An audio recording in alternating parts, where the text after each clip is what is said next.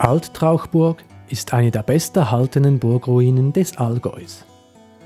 Sie ist auch unter dem Namen Trauchburg bekannt und liegt hoch über Kleinweiler im Oberallgäu. In einer Sage heißt es, die Burg sei einst von einer Heidin erbaut worden. Doch gibt es dafür Beweise? 1041 wird erstmals eine Anlage, welche am Trauchberg gestanden hat, in einem Dokument erwähnt. Dabei handelt es sich jedoch nicht um die heutige Alt-Trauchburg, sondern um einen Vorgängerbau. Dieser wurde von den Grafen von Veringen und Nellenburg errichtet. Diese Burg stand wohl an einer anderen Stelle, jedoch in der Nähe.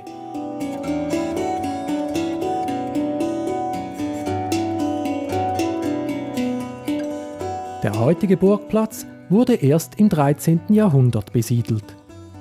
Als Erbauer wird Berthold von Trauchburg angegeben.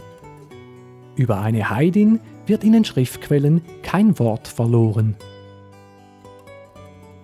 Berthold errichtete vermutlich einen Wohnturm. 1224 fungierte er unter Kaiser Friedrich II.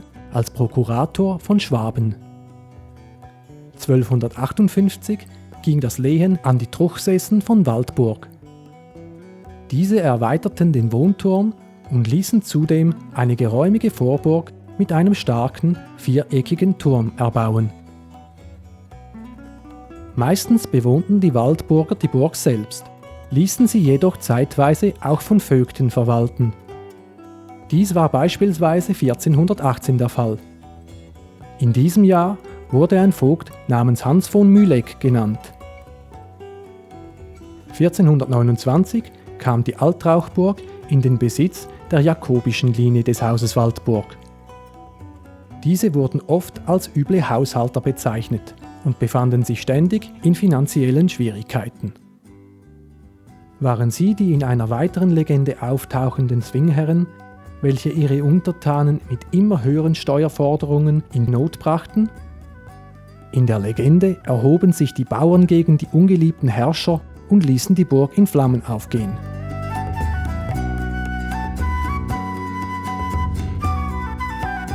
Und tatsächlich ist belegt, dass die Burg während des Bauernkrieges im Jahr 1525 beschädigt und geplündert wurde. Sie blieb jedoch im Besitz der Waldburger. Gut 20 Jahre später besetzte der Schmalkandische Bund die Anlage. Nach diesem Ereignis wurde die Alt-Trauchburg weiter befestigt. Man legte eine Zwingeranlage um die Kernburg, welche durch Artillerierondelle verstärkt wurde. Auch die Vorburg wurde besser gesichert. In der Hauptburg baute man 2 Treppentürme und nahm zahlreiche weitere Veränderungen vor.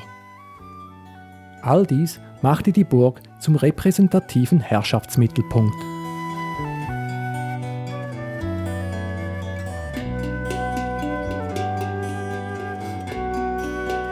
Im Jahr 1628 erwarben die Waldburger den Reichsgrafentitel und verlegten ihren Sitz 1690 nach Schloss Kisleck.